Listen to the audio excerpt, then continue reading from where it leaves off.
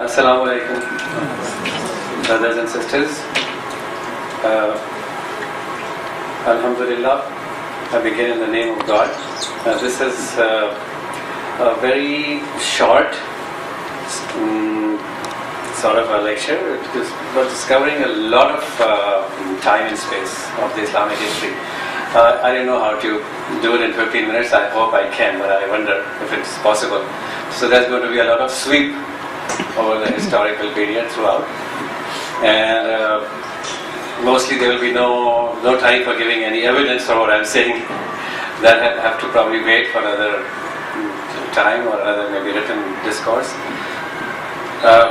When we talk about Pakistan, actually we know that the vision was very great, but what we look at Pakistan now, of course, we don't know what's happening to it throughout these 50 years and whether Pakistan is ever going to achieve what it wanted to. Anyway, still theoretically speaking, we know the idea was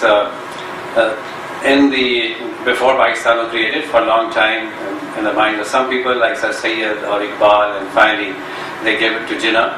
And in the underground there was, Pervez also, and who was in touch with Quaid-e-Azam through Dr. Iqbal. And it is rumored that, of course, Quaid-e-Azam was taking a lot of help from Mr. Pervez regarding what the Quran has to say about different topics and here and there. And something very funny happened to me one time when I was in Saudi Arabia, and we had a big meeting with a lot of people, of course mostly fundamentalists and people belonging to Jamaat Islami and all this. And we were talking about Quaid-e-Azam, and I was presenting his vision, and so somebody there said, I know what Quaid-e-Azam was.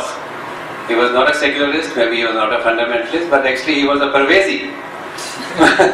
That took me quite by surprise, it's a pleasant surprise sort of. And I said, well, what do you mean? And then, he said, we've heard it, we've seen it, the Parvez was, telling Quaid-e-Azam how to write his speeches or what to talk about. In Pakistan, all the religion he was talking about was the Parvezi point of view. Anyway, the idea behind Pakistan was, of course, the main dominance was of the Quran. That once we have Pakistan, it is going to be made according to the Quranic point of view. Everything else will be subservient. That is the main point also of Pervez. That Hadith, Sunnah, etc. has to be under the Quran, and it should be, the Quran is the main thing. But of course, what comes in the form of religion always says Quran and Sunnah. They combine it together, put them all at the same level. Hadith, of course, take the place of whatever is happening, and then the words come as Sharia, and you know what can happen with Sharia, of course, if it is promulgated, which Canada was going to do very recently, and then they finally stopped. And all of Europe, of course, is still thinking about having Sharia in there, the Western world, the Sharia, but they don't know what Sharia is going to do, so finally they said, okay, we'll even stop Christians and even Hindus or Sikhs or the Jews from using their own Sharia of personal level laws and regulations. So what happened is what Pervez was saying actually, that if the Quran is not promulgated in the right way, if you do not distribute the produce of natural resources in the way God is telling you to do it for humanity, then it's just Islam in name. And what will happen is the azab of God will, of course, come over you and will take over you. So let's look at how this, during the time of Prophet Muhammad sallallahu alaihi wasallam, Islam was spreading, and he was bringing an Islamic system into establishing one of it. He probably did it completely, and then it was, of course, taken up by the Khulafai Rashidin, the Umar, etc., and they did it also very well.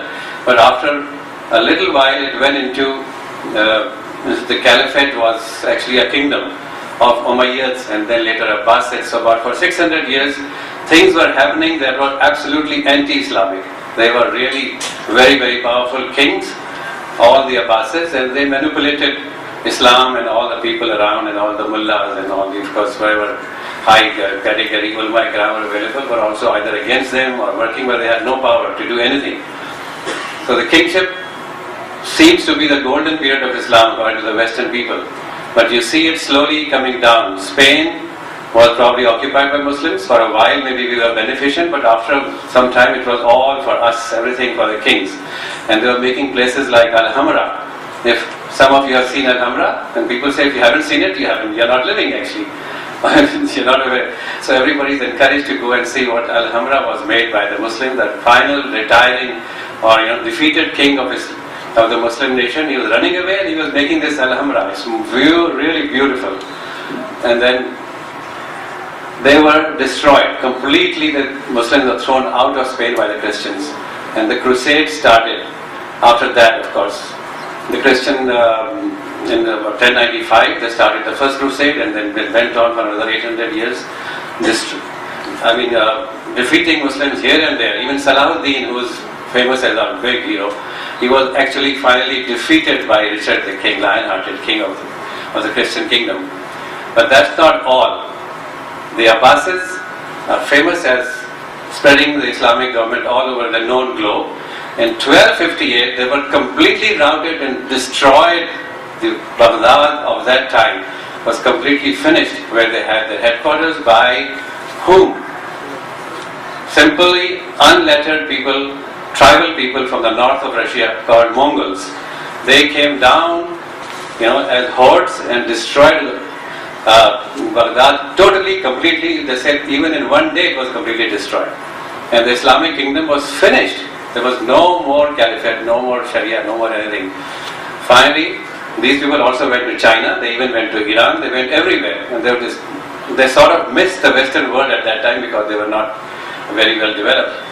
But they had taken over these, of course, like Dr. Iqbal says, Basba mil gaye Kaabe ko sanam khane se.